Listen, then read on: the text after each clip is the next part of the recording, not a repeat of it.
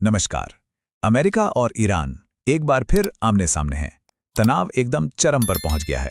और देखिए, एक तरफ तो शांति की बातें चल रही हैं, लेकिन पर्दे के पीछे एक बहुत बड़े सैन्य टकराव की तैयारी हो रही है।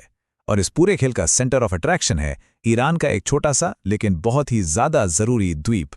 जरा ये हेडलाइन देखिए। ये ईरान के एक बड़े अखबार की है। नर्क में आपका स्वागत है। ईरानी धरती पर कदम रखने वाले अमेरिकी सैनिक सिर्फ ताबूत में ही वापस जाएंगे। मतलब ये कोई चेतावनी नहीं है, ये एक सीधी धमकी है। इससे अंदाजा लगाया जा सकता है कि मामला कितना ज्यादा गंभीर हो चुका है।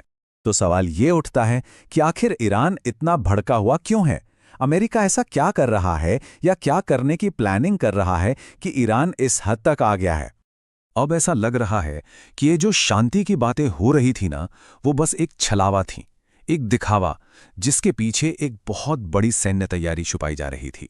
यहां पर कॉन्ट्राडिक्शन एकदम साफ है। मतलब आप देखिए, एक तरफ तो अमेरिका कहता है कि हम 5 दिन का सीज फायर कर रहे हैं, फिर उसे बढ़ाकर 10 दिन का कर देता है।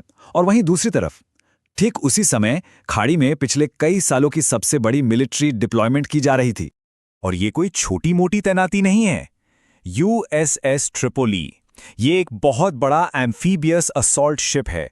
सोचिए, इस पर 3,500 एलीट मरीन कमांडोज हैं जो जमीनी लड़ाई के एक्सपर्ट माने जाते हैं।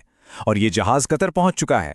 पिछले 20 सालों में इस इलाके में अमेरिका की ये सबसे बड़ी मौजूदगी है। तो जाहिर है, ये किसी बहुत बड़ी तैयारी का ही इशारा है। तो अब सवाल ये है कि इतनी बड़ी फौज आखिर हमला कहाँ करने वाली है? और इसका जवाब हमें सीधा ईरान की इकोनॉमी के दिल तक ले जाता है। और वो जगह है खर्ग आइलैंड। ये सिर्फ जमीन का एक छोटा सा टुकड़ा नहीं है, बल्कि इस ईरान की इकोनॉमी की लाइफलाइन, उसकी धड़कन कह सकते हैं। क्यों? क्योंकि यहीं से ईरान अपना लगभग सारा तेल पूरी दुनिया को एक्सपोर्ट करता है। ये द्वीप कितना जरूरी है उसका अंदाजा इस एक नंबर से लगाइए, 90%। ईरान का 90% तेल एक्सपोर्ट अकेले इसी द्वीप से होता है। और सिर्फ एक्सपोर्ट ही नहीं, यहां पे 3 करोड़ बैरल तेल स्टोर करने की कैपेसिटी भी है। ये ईरान का एनर्जी का खजाना है। इसीलिए इसे ईरान का ऑयल क्राउन जूल यानी तेल का कोहिनूर कहा जाता है। और ये बात भी साफ है कि अगर इस पर कब्जा हो गया तो ये ईरान की इकोनॉमी पर एक सर्जिकल स्ट्राइक की तरह होगा। एक ऐसा वार जो उसे पूरी तरह से तोड़कर रख देगा। लेकिन ये लड़ाई सिर्फ हथियारों की नहीं है, ये एक साइकोलॉजिकल वॉर भी है, दिमागी खेल भी है। और इसे लड़ा जा रहा है कुछ बहुत ही अजीब और रहस्यमयी संदेशों के जरिए। पिछले कुछ दिनों में व्हाइट हाउस के ट्विटर अकाउंट से कुछ बहुत ही अजीब चीजें हो रही हैं। पहले तो ट्रंप ने 48 घंटे में ईरान के पावर प्लांट्स पर हमला करने की धमकी दी। फिर अचानक व्हाइट हाउस के अकाउंट से एक बीप का ऑडियो पोस्ट होता है। उसके बाद ईरान के झंडे की एक झुकी हुई तस्वीर पोस्ट की जाती है। और फिर एक पूरी तरह से धुंधली, ब्लर की हुई इमेज। ये सब क्या है? ऐसा लगता है कि ये जानबूझकर एक कंफ्यूजन और डर का माहौल बनाने की कोशिश है। और फिर एक और पोस्ट आता है जिसमें लिखा है, चुप रहिए, कुछ हो रहा है। इससे तो अटकलें और भी तेज हो गईं। ये एक क्लासिक साइकोलॉजिकल वॉरफेयर की टैक्टिक है। दुश्मन को अंधेरे में रखो, उसे अंदाजा ही ना लगने दो कि अगला कदम क्या होने वाला है। तो अगर खर्ग आइलैंड पे हमला होता है तो इसका असर क्या होगा? क्या ये सिर्फ ईरान तक ही रहेगा? नहीं, बिल्कुल नहीं। इसके जो परिणाम होंगे वो पूरी दुनिया को हिला के रख सकते हैं। ये एक ग्लोबल क्राइसिस बन सकता है।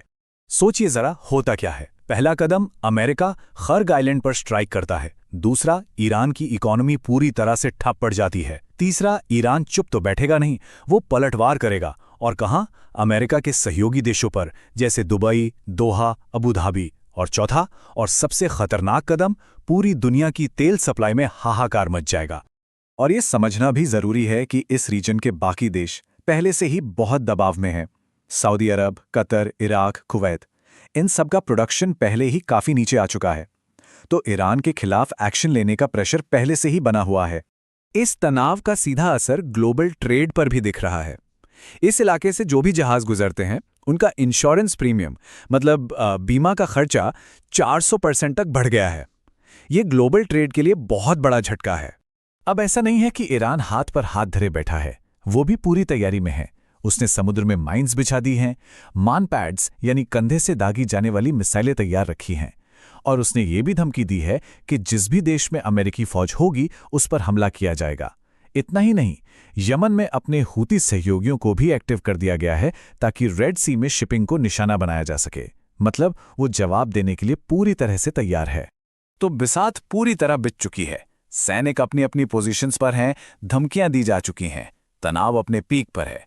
तो अब सवाल ये नहीं रह गया है कि ये विनाशकारी लड़ाई होगी या नहीं। सवाल सिर्फ ये है कि ये कब होगी।